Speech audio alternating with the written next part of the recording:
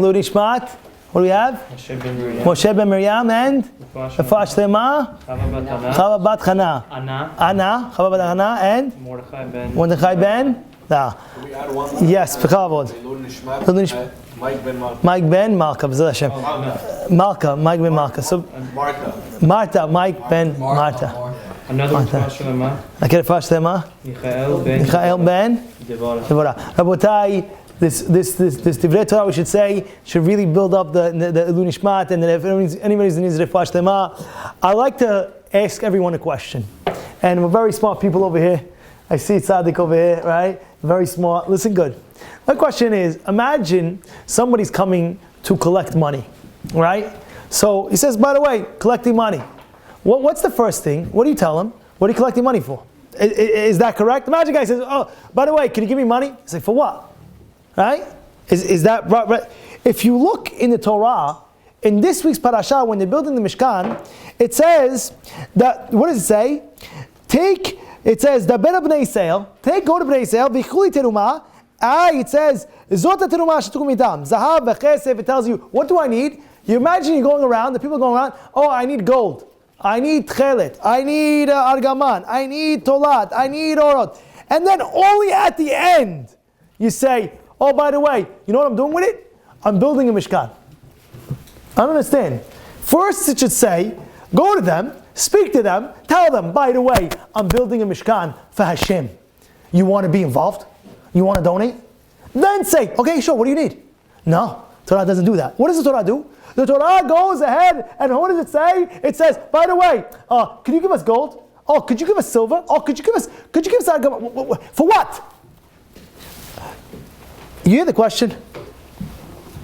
Gerard, you hear the question? Yeah, why don't you say where you're going? Exactly. What does it say? It says over here, Bezrat Terumah. This is the Terumah that I want. Asher tikum mitam, zahav, v'kesef, and choshet, right? Utchelet, argaman. And then, after everything, the Pasuk says, V'asuli mikdash v'shachanti b'tocham. I'm going to make a mikdash, and I'll dwell in it.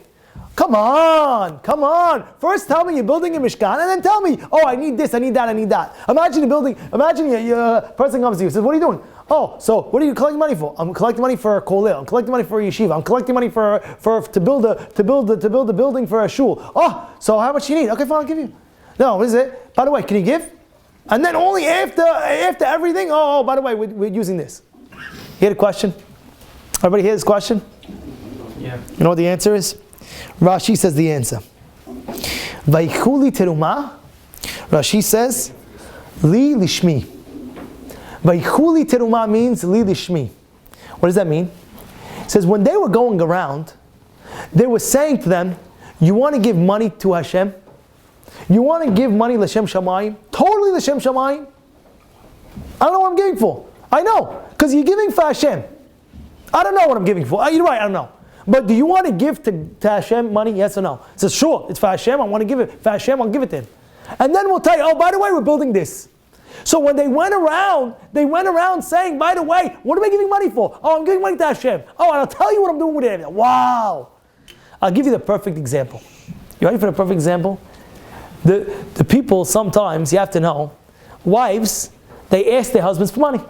Yes? Right? The wife says, oh, by the way, honey, could I have some? Oh, some men, they don't get that quick. Okay.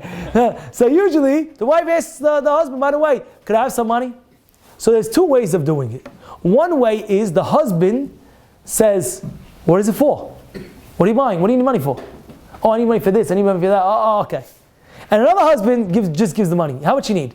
Oh, I need $2,000. I need $5,000. Okay, here you go. There's another husband says, wait, 1 second. What do you need money for? You ever have that? You ever hear your father ever tell your mother, like, oh, by the way, what do you need money for? For what? What are you buying? You ever hear that or no? Some people heard that. You know what I'm talking about? Your mother's asking for your father for money. So your father says, honey, what do you need money for? Right? The husband's giving the money. So let's do it. What do you need? What do you need $2,000 for? So now she said, oh, I'm buying clothes for the kids. Oh, okay, fine. Here's $2,000. Or I need $2,000. Here you go. What's the difference between the two? Should I tell you the difference? The difference is when your wife asks you for money, and then after that you say, what are you using it for? So in that situation, you're giving money not to her, you're giving money to her cause. Oh, what is she doing? Oh, she's buying clothing for kids. Oh, okay, that's a good cause. I'll give you money. Right? But in order to show your wife so much love, what you're doing is, I don't care. You want $2,000? No problem. Here you go. Because I know whatever you need, I love you so much. Here's $2,000. What are you going to do with it? That doesn't make a difference to me. You need it? Here, take it. That's it. That's what you need. You need it. That's it. You understand? Because the second she starts explaining herself, oh, I need it for this, and I need it for that, and I need it for this, I need it for that. So wait. You say, wait. All right, the 4 out of 5, I'll give you 4. The 5th one you don't need. What do you mean? I need it. No. Fine, kids for the clothes, I understand. But you for a Chanel bag, I'm sorry. You don't need a Chanel bag right now. We're not buying you a Chanel bag. So right now, what happened? What do you ask her? No. That's it. Finished. Hey, you understand the difference? The difference is when one husband's giving without asking, that shows more love to the woman, saying, you know what? Here you go. That's what you need. Chavod. I know, by the way, ladies are going to hear this. They're going to start spreading it to the husbands. You know what Torah always says? Next time I ask you for money, don't ask me why. Just give. Give because you love me, not because what I'm paying for. But if you think about it, it's really true. Well, why does she have to be, because this, because that. By the way, when you do that, wait, so now she's in the cheshbon, I can't buy this, and I can buy this, and I can't. Meanwhile, one of the skulot that the Gemara says to be wealthy is when you're respecting your wife. Of course, we know asir ta'asir. Everybody knows that. But this is a new one that not every person knows. But one of the things is when you respect your wife, that's a skulat to be wealthy. And one of the things that a person's obligated to do, that when he shakes on the ketubah, when he's writing the ketubah, one of the things is respecting your wife. And part of the respect is, I'm not saying every single time, and now all of a sudden every single time, I need $5,000, I need $10,000, I got him now, every $5,000. Okay, calm down, you know what I mean? But you get my point I'm trying to say. Like not every single time she asks, you have to ask 100 questions. What do you need this for? Why do you need that? Why do you need this? Why do you need that? Just give her money. Every time you have to ask 15 questions. You understand what I'm trying to say? Why? Because it shows the love that you have for your own wife and says, you know what? Here you go. I don't care what you do. I'm doing it for you. I'm giving you. Now do what you want. Because the second you start asking, I'm giving for this. So you're not giving her. You're giving for the cause what she's asking you for. It's much different. You understand? So too, when it came to the Mishkan, they didn't say, oh, we're collecting money for the Mishkan. Do you want to give to the Mishkan? No. They said, we're collecting money for Hashem. We're collecting money for Hashem. Okay, what are you doing with the money when you collect it for Hashem? That's my business, not your business. Oh, by the way, you want to know, we're doing a Mishkan. So therefore, that's how the Shekhinah was able to reside. Because when they were giving the money, they gave it out of so much love. They said, what is it for? They didn't ask questions. Take it. You're collecting money for what? For Hashem? Oh, take all my money. Take it. Oh, and by the way, we're using it to build a Mishkan. I don't care what you're using for. I'm just happy to give to Hashem. That love that you had without asking any questions, that is the love that's going to cause the Shekhinah to come down to the Mishkan. You understand? You understand how powerful this is? It's because when you love Hashem so much, and you don't care, what? Wow, it's the biggest love.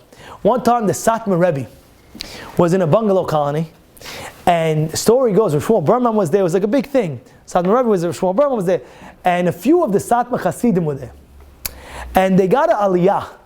They got a Mishaberach, they got an aliyah, Mishaberach, et Adon HaNidif, HaGvir, the name is this. So he said a big number, and you say, what? For what? Either for the shul, or for the bungalow colony, or for the whatever you're giving for the kollel.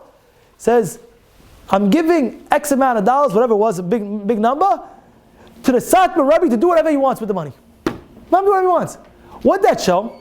They show the love that he had for the Satmar Rebbe. I'm not giving to your cause, I'm giving to you, do whatever you want, because I love you so much, and I know whatever you do, I trust you with my eyes closed. Take the money, do what you want.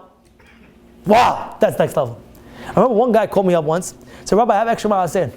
I said, okay, what do you want to do? It was about $2,000, $3,000. He gave me the $3,000, about $3,000. It was between $1,500 about $2,000. So I said, okay, fine.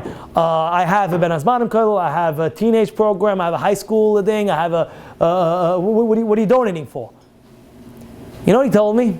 He said, Rabbi, this money I'm giving to you, do whatever you want with it, give it to the right charity, I trust you. That's what he told me. And I was like, wow. Like, wow. So I'm not donating to that. You do what you want. You give my charity to the best cause possible. I trust you. That's the way it was. And it gives that's much trust and love that he had for me. He's like, well, this is for you. Do what you want with this charity. Just do me a favor. Give it to the best cause. That's it. What are they doing? They're collecting money for the Mishkan. They're not saying we're collecting money for the Mishkan. We're collecting money. We're using this money for Hashem. What we're going to do? I don't know. But we're using it for Hashem. Oh, you're using it for Hashem? Take. And they say, oh, after that, oh, by the way, we're building a Mishkan. Beautiful.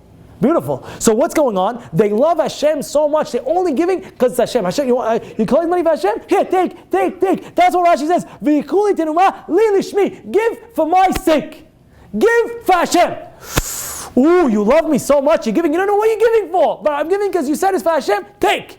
Wow, Hashem says, now we're going to build the Mishkan with that, and now my Shekinah is going to be in there. Why? Because that showed the love that the people had for me. They're giving for me. Wow. Because when you love Hashem so much, that's when the Shekinah comes and resides and lives with the person. You know, everybody does mitzvot. A lot of ladies, they're tzniut. But you have to understand, the lady being tzniut, she has to put in the love for the tzniut. Now what happens in the summer? Very hot, 93 degrees outside. You know, it's sweating. Whoa, one second. Now I have to put tzniut? No. Sweating? I love you, Hashem, so much. I'm willing to sweat, and I'm wearing all tzniut. I'm wearing extra tzniut now. Wow. What happened? Because you love Hashem so much? Whoa. This is already next summer. Imagine now you're going to pray. You're going to daven. Oh, what are we doing? We're praying our beat. We're praying mincha. We're praying shadi. Say, oh, now I have to go to minyan. That's not the right way. What's the right way? I love you, Hashem, so much. I have the opportunity to go talk to you again. I'm so happy. One guy came over and he asked me a question. Rabbi, why do I have to pray so many times? 3 times. Hashem doesn't know what we want. I have to pray 3 times. I say, you fool. I'm looking at you, fool. You should be proud that you're able to stand in front of God 3 times in front of His palace. You know what it says in Berachot? It says, by the way, one of the things they have to know, Da lifnei mi ata omed. Know who you're standing in front of before you pray the Amidah. Know who you're standing in front of. You're standing Melech Malchei Malakim. Do you know the second you're praying the Amidah, you are in a zone with you and Hashem up there in Shamayim. You're all alone imagine you're all alone in a room, you and Hashem. You can speak to Him and ask Him whatever you want. Tell me, you're going to tell me, how many times do you want it? Oh, 3 times is too much? No, I want it 15 times. So it should be the opposite. How come we can't pray more than 3 times? We should pray 10 times Amidah. That's the question should be. Why? Because I love you, Hashem, so much. I want to connect with you more and more and more. I remember one time, there was one guy who says, oh, I finished Amidah, so I can't wait to pray again. You ever have that or no? You ever finish praying, you're like, oh, I can't wait till I pray next time. You ever have that or no? You have that? This guy Sadiq over here. You heard? He said, I can't wait. He finishes praying. Hashem, I finished praying. I want to pray again. How do I do? I got to wait a few more hours to pray again. Wow. That's the love that we have to have for Hashem. Yes, I'm excited. Yes. God looks at his watch. Oh, class is not over. I have to learn more. No, I'm happy to learn. Because when you put in the love of it, that's when the Shekinah comes down even more. That's when Hashem says, I'm residing with those people right there because they love me even more. The more love that you have, the more the Shekinah is going to come down. You have to understand that. You have to understand that. You have to love it. So that, and guess what? I want to tell you something. In the Mishkan, they had the menorah. How was the menorah? Anybody know? The menorah was that they had all the lights. What was the menorah going? Always to the middle. That means you had light. And the miracle was that the lights, the flame was curving to the middle light. You know, if you look at a chandelier, it's totally opposite.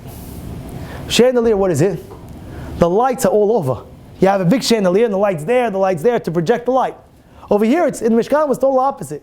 You had the menorah, and all the lights were going in the middle to the main one. Why are you doing that?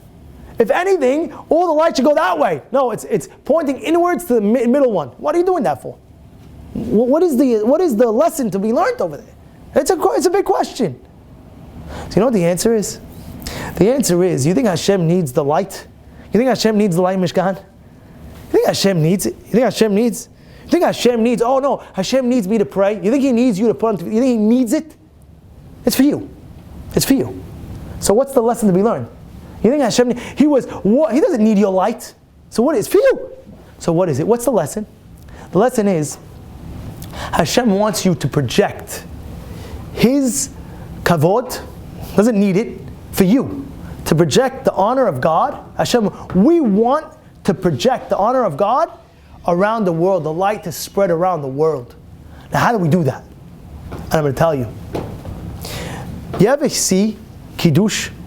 You ever see like you have one kiddush cup and then you have a little small cups all around? How do you fill those small cups? You know what I'm talking about? You have one big kiddush cup and you have, let's say, 10 little glass cups over there. How do you fill it up? There's one way is you fill up the middle one and then you pour 1, 2, 3, 4, 5, 6, 7. Or you fill up one and you fill it. No, you fill it. You keep on pouring wine, and automatically it overflows to all the other cups. Is that clear? Gerardo, you got that clear?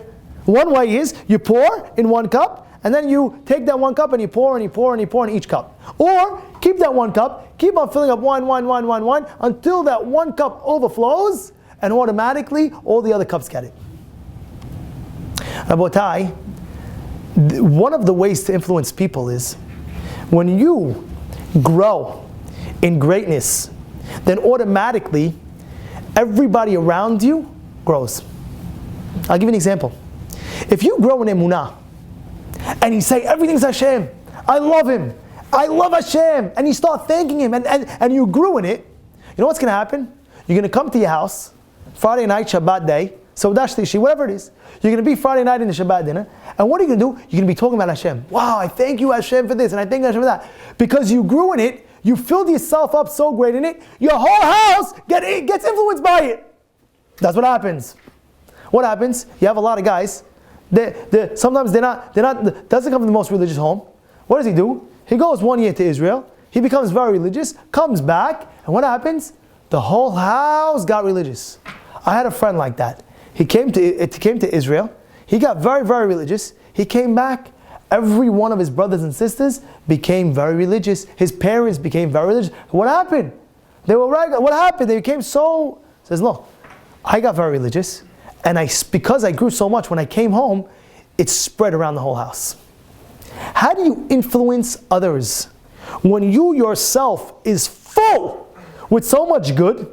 No matter what, you'll be able to overflow, and they'll feel that energy and they'll feel that vibe, and they'll get influenced by your vibes, by your energy. And don't think, no, they're not, Rabbi, you don't know, I'm every day in my house, nobody's getting influenced. They are getting influenced by what you're doing. You go over here, the house, they don't make brachot. And all of a sudden you get more religious, you say, you know what, you have to make brachot in everything you do. And now, you don't just make bracha, you make it with all your kavanah. Baruch atah. And you say it out loud. Shakol niyam baruch. Whatever name is not. You'll see all of a sudden, what happens? Little kid starts making it. Who is that? Your little brother. All of a sudden, he's taking a chocolate. Shakol niyam baruch. What did you, I'm copying my older brother. What happened? You didn't even tell him to do it. But the fact that you did it, they see you, they learn from you. That's the hashpa'ah. That's the influence. And therefore, sometimes the menorah is teaching us, focus inward. A lot of times you have to focus for yourself a little bit. And then after when you grow so much, you're able to overflow automatically. What do we say every Shabbat? Isarten, iravten, haliku et haner. You say that? Isarten, iravten, haliku et haner. You know what Mori Masatin, would say about that?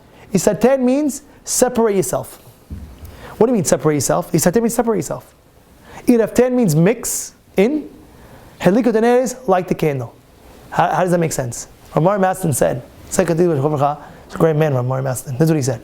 Isarten, sometimes you have to separate yourself a little bit, right? Grow. Then you want to influence, iravten, get involved with people, and then you'll be able to light them up. You'll be able to light the candle. Why? Because you yourself is filled up with so much greatness that automatically it overflows. I want to tell you a story that happened in the Mir Yeshiva dinner. I'm going to tell you, listen, Jack, listen. The Mir Yeshiva dinner, listen to the story. I just got married. I'm 1 year in my marriage. Good. My father-in-law, right?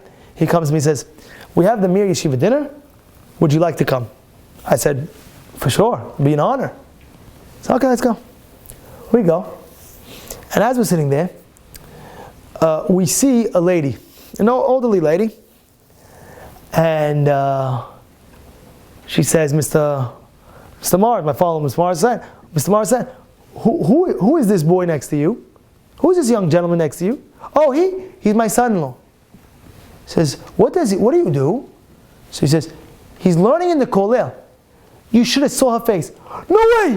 Wow! You got a son-in-law that learns Torah. Oh my goodness! In kollel, full day, he's learning. Wow! Oh my goodness! She stopped everything. Wow! I can't believe it! This is amazing and this that. And I was thinking, what just happened? Like, I don't understand what just happened. And I just realized that her father was Rav Avram Kalmanovich. You know the Rosh Yeshiva over here, Rav Kalmanovich over here? His grandfather, Rav Avram Kalmanovich. And what happened? He was so great that he influenced his family. Torah is our life.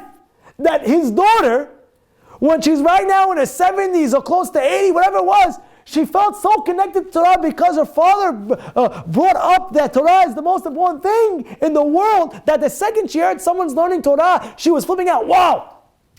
I'll tell you another story about Rav Kalmanovich. Rav Avram Kalmanovich's grandson. Listen to this. He lives in Eretz Yisrael.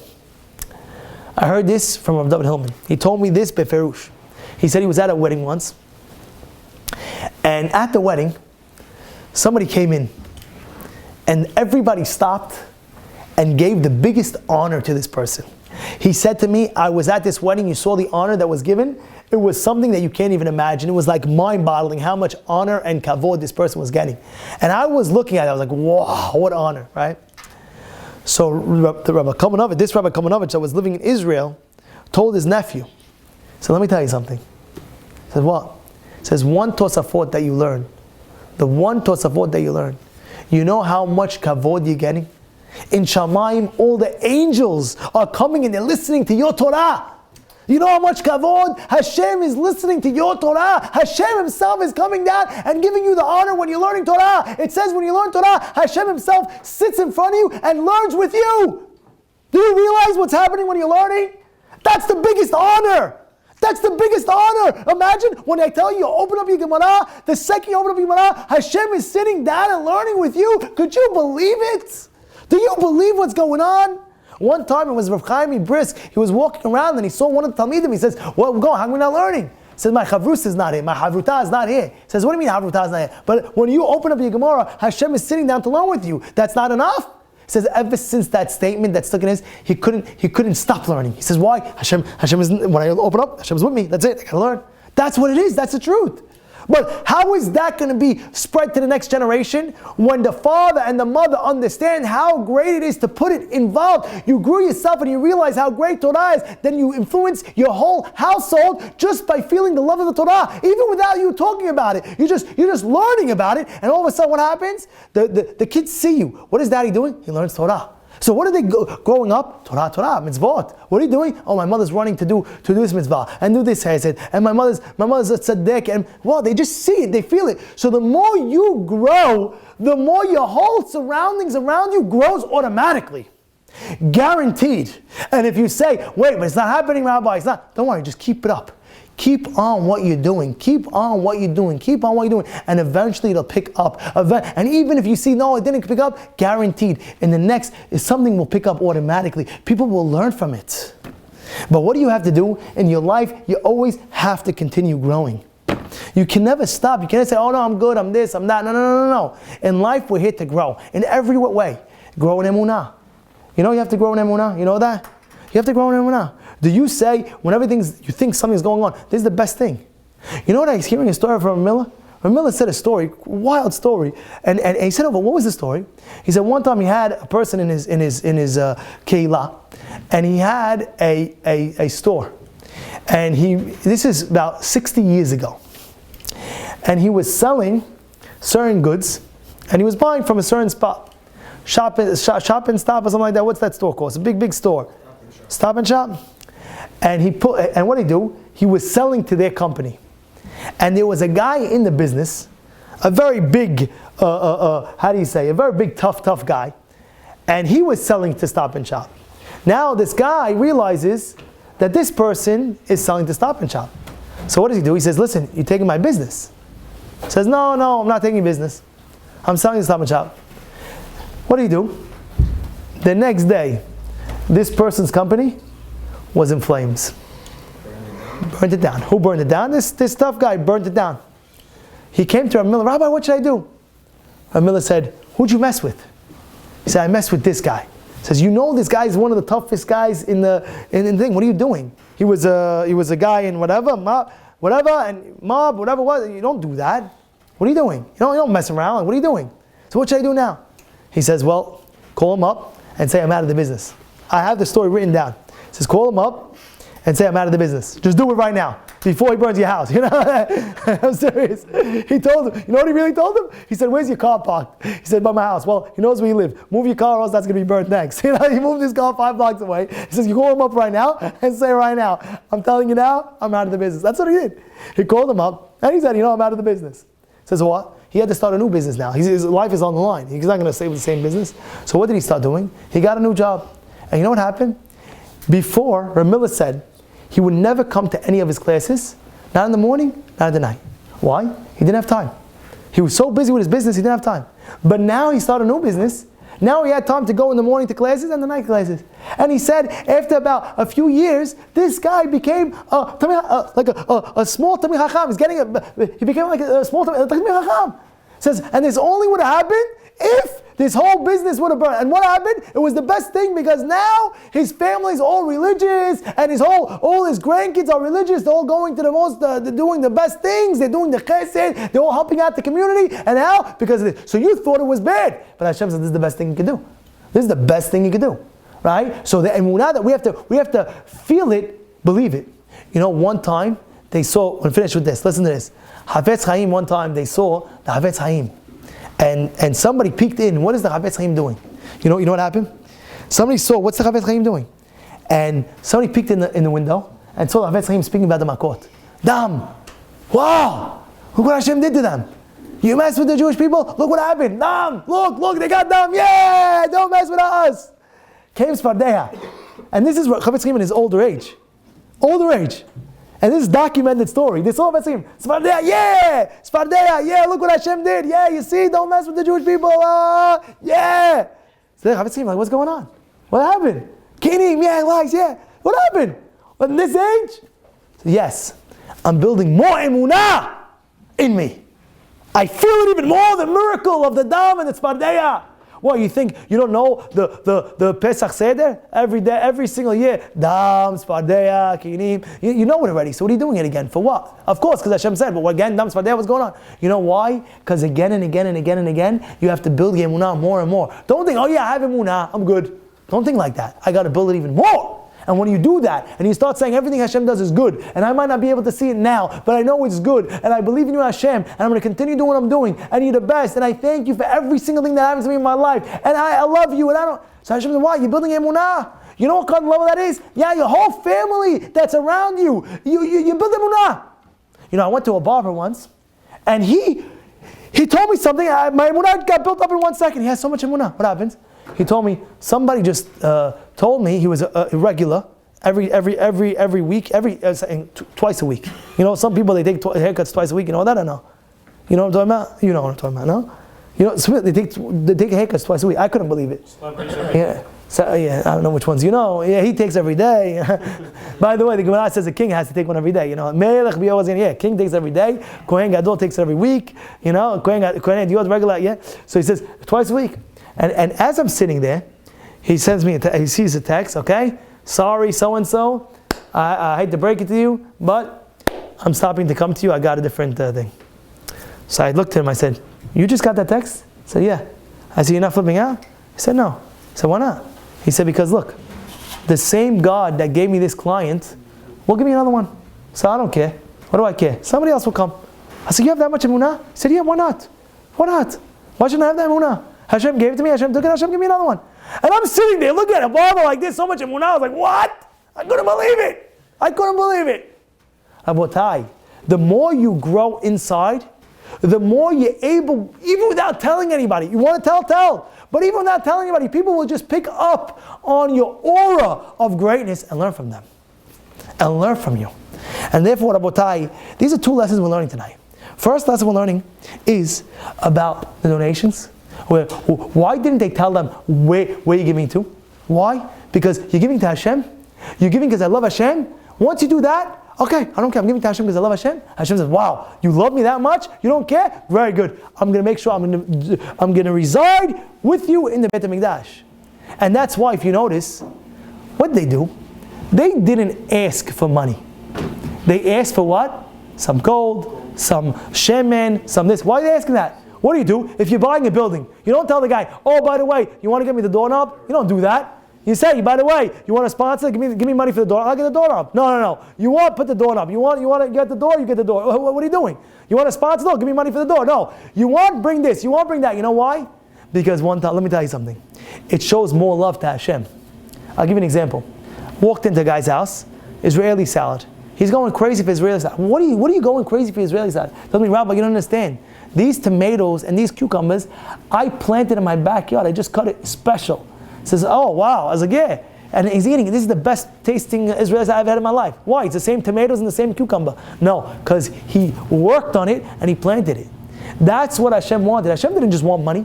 He wanted the item that you worked on. You worked on that gold, you were able to go and buy it and do it and this and that. Now give that to me. Oh, you love me that much, you ready to give it to me? Now I see that love. I'm gonna reside with you because you love me so much. I'm gonna come and I'm gonna live with you because you love me so much. And the second one learning is like what we learned from the menorah. The menorah was what? All channeled to one. When you grow, automatically, all the light was in one, connected to the middle. It wasn't all out. Because when you connect yourself so great to Hashem, automatically you grow yourself and it inspires everybody around you without even doing anything. It's automatic osmosis. They feel the vibe and they become great as well.